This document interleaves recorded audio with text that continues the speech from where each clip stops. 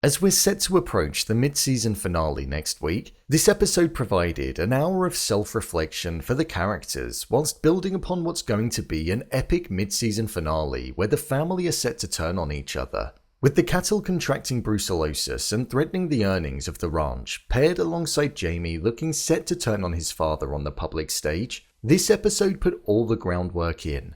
So with that, I thought I'd recap, break down, and explain all that there was to take away from this episode. So let's get into it. Here is Yellowstone Season 5 Episode 7, Ending Explained. Just to let you know, this video will contain spoilers. The episode started out with a flashback scene, something we've seen a lot of this season. It was at a time where Rip was looking out on watch of the cattle due to the wolves that were in the area. However, in this moment, we saw him get into a fight over bad words that were being spoken about Beth, and ultimately he went on to kill the man who uttered the harsh words. This was included because I feel it was supposed to showcase the love, care, and commitment that's there between Rip and Beth, and that it's always been that way, even when Beth wasn't a prominent feature in his life. Even at the end of this episode, we saw that Beth was prepared to go down south to Texas with Rip as she couldn't bear to be apart from him for a long while. Their relationship is certainly an interesting one, but there's no denying the amount of love that's there between them. With John offering Rip safe haven from the authorities, we saw that the bond between the pair was strengthened more as well. I do wonder, with the focus on Rip and Beth when they were younger being a prominent feature of the season, it does make me question if something bad could happen between the pair. Maybe something could happen to Rip when he goes down south.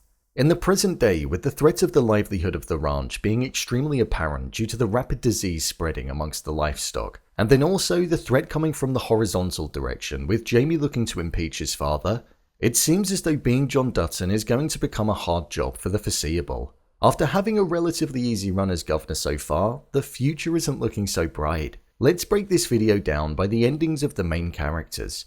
John Dutton.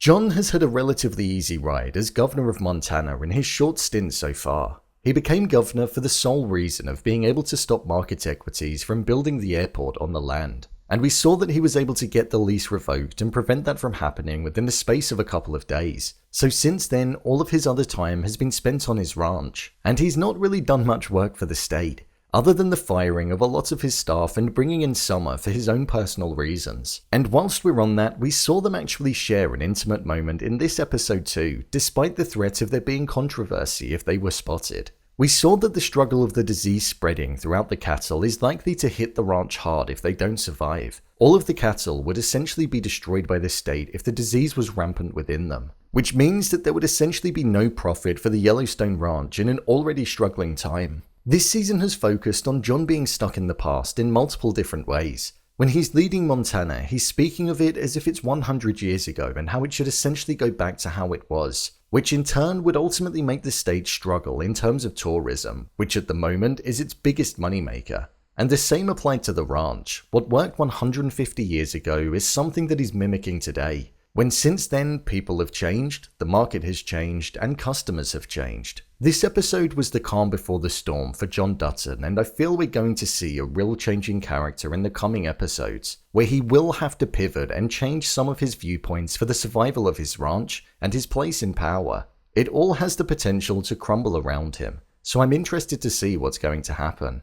Jamie. Jamie is being used by Sarah, and I'm amazed at the fact that he can't see it. Even his secretary can see it and warned him in this episode. He's blinded by lust and the attention that he's being given at the moment. We saw that Jamie admitted that he never really wanted to be a lawyer or be the person that he is today, but instead he wanted to be on the ranch with his family. That's all he ever knew. But now his father resents him for becoming the very thing that he forged a pathway for. With Jamie finding out that his father put the land that Market Equities wanted to build on into a conservation trust, we saw that it meant that Market Equities would be able to sue the state and put Montana in a tremendous amount of debt. This would ultimately threaten the livelihood and the well-being for the future of the people. It seems as though this is going to be the very thing that's going to be capitalized on and be used by Jamie against his father. He's going to use this to rile up the citizens and impeach his own father. Jamie initially wanted to be governor when his father ran, but we saw the right was taken away from him by his father. Jamie has the vision for a brighter future for the state and also the ranch by what he was describing, but he's going to go about it the complete wrong way. He's waging a war against his own family, and I believe he's going to be left out to dry by Sarah, and he'll have nobody in his corner when the time does come, and he's betrayed the only people that he can trust, even if he does win. Beth. Beth has calmed down a lot since episode 4 of the show, and I think that's because she's been with the person that she cares about most, Rip. She's at home with her family on the ranch, and all of the stress of dealing with market equities and Jamie has stopped. However, this could be the start of the spiraling for Beth, with her having the future of the ranch in her best interests and trying to find ways to make money for her father. I feel we could see her now stay put in Montana as the threat of Jamie closing in on the family draws closer. She was going to be with Rip in Texas, but I don't think that's now going to go ahead. I think only Beth or Jamie will make it to the end of the season, as was alluded to in one of the first shots of the season, with both of them on either side of their father looking at each other menacingly. Plus, I also feel as though Beth's photo of Jamie disposing of his father could come back to haunt Jamie when it comes for him running as governor of Montana if the impeaching is successful. Kayce and Monica. Kayce and Monica don't have too much involvement in this season following the death of their child.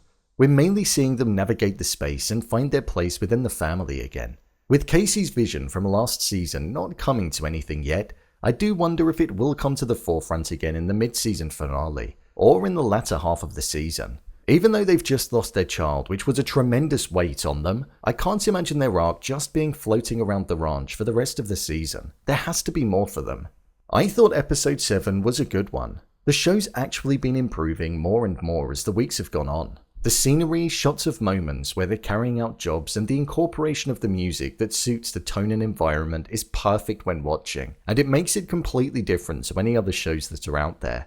With it airing at the same time as 1923, it's going to be interesting to see how it works alongside it. The story is definitely starting to build to its climax, with Jamie going rogue and betraying his family, Beth looking like she's going to fight dirty in order to keep her family safe, and also Rainwater needing to fight the state due to the pipelines that are going to be impacting the people of the reservation due to the reservoir which contains drinking water being compromised. It's going to be an interesting mid-season finale next week, but I'm looking forward to seeing exactly how it's going to end before we take a break.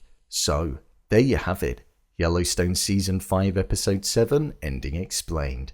If you want to see more videos such as endings explained, theories and predictions, and character breakdowns, then click on the I button, or alternatively you can head over to my channel where you'll find them all. If you'd like to give me a show or movie that you'd like me to review, then head over to my Twitter, @brainpilot_, and tweet me what show or movie you'd like me to review next. And finally, if you'd like to see what I rate the latest movies that don't quite make the cut to getting a dedicated video, then head over to my Letterboxd profile.